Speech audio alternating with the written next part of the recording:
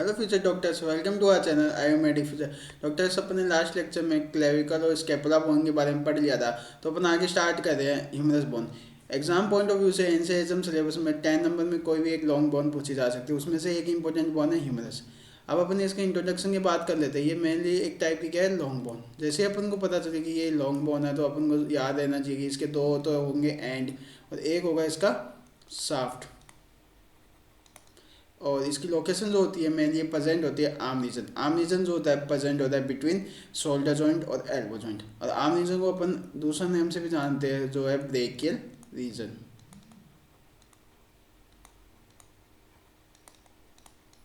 Side determinants की बात करें, मैंने साइड डिटर्मिनेंट्स का मेन पर्पस क्या होता है। कोई भी बोन नंबर में दो होती है, एक राइट और एक लेफ्ट साइड। साइड डिटर्मिनेंट का मेन पर्पस यही है कि ये बोन राइट साइड की है या लेफ्ट साइड की। एग्जामिनर अपने हाथों में दोनों बोन दे देता है, एक राइट और लेफ्ट, फिर पूछता है कि ये कौन सी साइड की बोन है। तो अपन को उसको याद करने के लिए अपन को ये साइड डिटर्मिनेशन है, इसके कुछ पॉइंट्स होते हैं। एज ए रूल अपन को इनको याद रखना है। जैसे अपन ह्यूमरस बोन है, उसके स्ट्रक्चर्स अपन पढ़ेंगे एक्सटर्नल फीचर में। जैसे उसका एक हेड भी आता है, उसको अपन को कहाँ रखना है, मीडियल साइड, बॉडी के साइड है ना।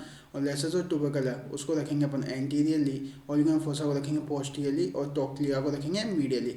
इन स्ट्रक्चर को जिस अकॉर्डिंग अपन ने बताया एंटीरियर पोस्टीरियर मीडियल ऐसे रखने पे अपन को पता चल जाएगा कि ये कौन सी साइड की बोन है, राइट साइड की है या लेफ्ट साइड की। मैंने अगर वाइवा में अपन को अगर आ जाता है ये बोन, तो अपन को वाइवा में है ना दो रूल से अपन इजीली आइडेंटिफाई कर सकते हैं। एक तो हेड को अपन को मीडियली रखना है, और एक ऑर्गन फोसा पोस्टीरियरली रखेंगे, तो अपन को इजीली वेरीफाई हो जाएगा ये राइट साइड की बोन है या लेफ्ट साइड की बोन है। बट थ्योरी में अगर ये आता है तो अपन को इसके 4-5 पॉइंट लिखने होते हैं। अब आगे अपन इसके ह्यूमरस बोन की जनरल फीचर्स की बात करते हैं।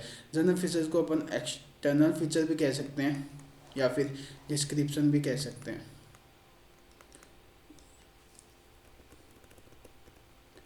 अब अपन एक एक करके जनरल फीचर की बात करें। सबसे पहले अपन अपर एंड की बात कर लेते हैं। अपर एंड जो होता है उसके अंदर आता है, एक तो आता है हेड, एक आता है लेसर ट्यूबरकल, एक ग्रेटर ट्यूबरकल, और दो आते हैं नेक, एनाटॉमिकल नेक और सर्जिकल नेक।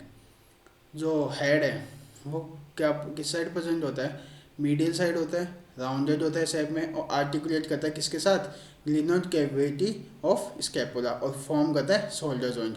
मैंने अपन ने सबसे इम्पोर्टेंट चीज़ ये कि ह्यूमरस का सबसे ज़्यादा डिसलोकेशन होता है क्लिनिकल एस्पेक्ट में, क्योंकि जो शोल्डर जॉइंट है उसका सबसे ज़्यादा डिसलोकेशन इसलिए होता है क्योंकि जो हेड होता है ह्यूमरस का वो 6 टाइम बिगर होता है as compared to glenoid cavity. इसलिए हेड जो बड़ा है उसको ईजिली कोई सपोर्ट नहीं मिलता। सुपीरियरली तो उसको है ना सपोर्ट मिल जाता है मसल्स के थ्रू, और एंटीरियर मीडियली भी उसके टेंडन और फाइबर्स और लिगामेंट जो होते हैं वो सपोर्ट कर देते हैं। बट इंफीरियरली वहाँ पे कोई भी सपोर्ट नहीं होता है। इसलिए मेनली जो डिसलोकेशन है इंफीरियरली इसका डिसलोकेशन होता है। जो सुपीरियरली है इस पे है ना 4 मसल्स जो होती है सपोर्ट करती है, और उसको ही अपन क्या बोलते हैं, रोटेटर कफ। उसके बाद में अपन बात करते हैं इसकी लेसर ट्यूबरकल। तो लेसर जो ट्यूबरकल होता है वो एंटीरियरली एक्सटेंड करता है कहाँ पे, बाइसेप्टर जो ग्रूव है उसकी कौन सी लिप, मीडियल लिप। ऐसे अपन याद कर सकते हैं जैसे लेसर से एल से है, तो इसमें लेटर लिप ना आके इसमें क्या है मीडियल लिप। और ग्रेटर जो ट्यूबरकल है वो क्या होता है, बाइसेप्टिव ग्रुप का एक्सटेंड करता है लोअर मीडियल लिप की, नहीं लेटर लिप। उसके बाद में अपन बात, क्योंकि यहाँ पे जी आ गया अपन ऐसे याद कर सकते हैं जैसे जी एल और एल एम, ये एक टिक है। जैसे जो इसका लेसर ट्यूबरकल है वो मिडिल लिप बनाता है बाइसेप्टिव, और ग्रेटर ट्यूबरकल जो है वो इसका बनाता है लेटर लिप। उसके बाद में अपन बात करते हैं जो ग्रेटर ट्यूबरकल है उस पर 3 ग्रूव या फिर इम्प्रेशंस प्रेजेंट होते हैं, जो कि यहाँ पे अपर मिडल और लोअर, ये तीनों ग्रुप यहाँ पे इसलिए बता रहे हैं क्योंकि आगे जाके अपन मसल अटैचमेंट पढ़ेंगे तो यहाँ पे कुछ इंपॉर्टेंट मसल्स का इंसर्जन होता है। उसके बाद में अपन बात करते हैं एनाटॉमिकल नेक। जो इसका एनाटॉमिकल 2 नेक पढ़ेंगे इसमें, एनाटॉमिकल नेक और सर्जिकल नेक। एनाटॉमिकल जो नेक होता है वो सेपरेट करता है हेड ऑफ द ह्यूमरस को किसके, अपर एंड ऑफ ह्यूमरस से। और जो सर्जिकल नेक है वो margin that separate upper end और शाफ्ट, यानी अपर एंड को शाफ्ट से अलग कौन करेगा, सर्जिकल नेक।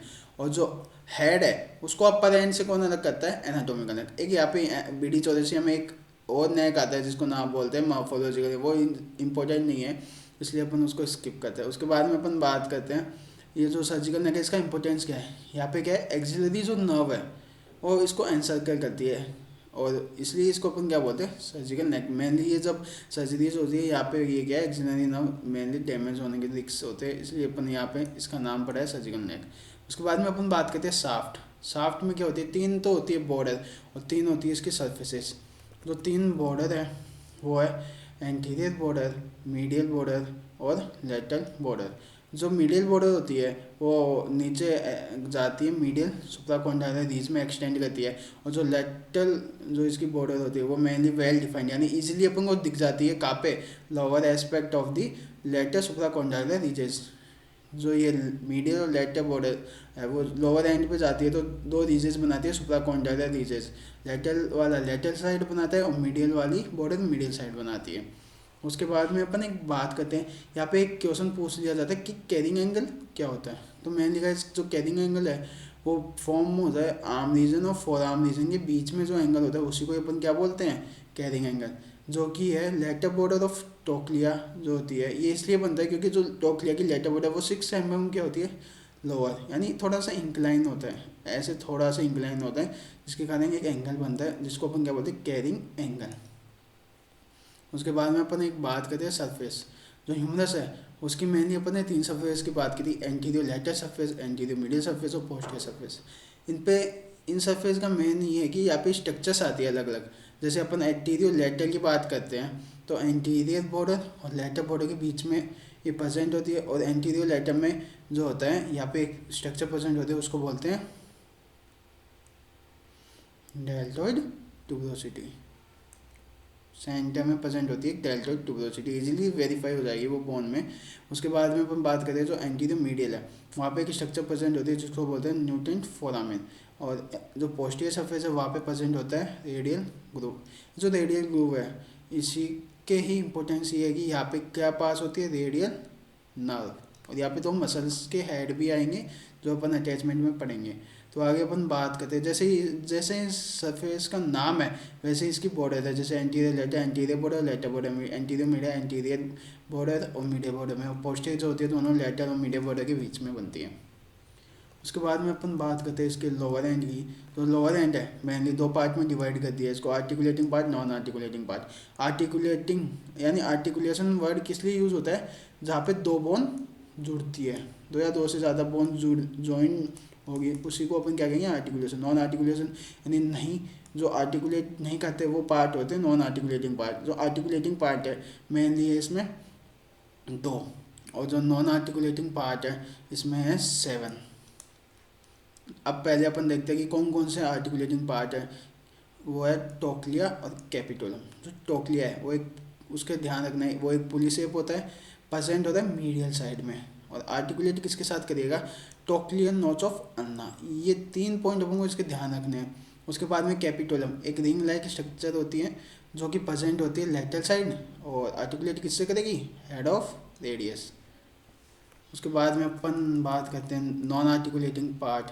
जो इसके नॉन आर्टिकुलेटिंग पार्ट है वो मेनली होते हैं 7, और उसके नाम है जैसे मीडियल एपिकोंडाइल, लेटर एपिकोंडाइल और मीडियल सुप्राकॉन्डाइलर रीज और लेटर सुप्राकॉन्डाइलर रीज। ये अपन ने ऊपर बात की थी, जो मीडियल सुप्राकॉन्डाइलर रीज है वो मीडियल बॉर्डर से नीचे एक्सटेंड करता था, और लेटर बॉर्डर जो नीचे एक्सटेंड करते थे उसको क्या नाम दिया था अपने, लेटर सुप्राकॉन्डाइलर रीजेस।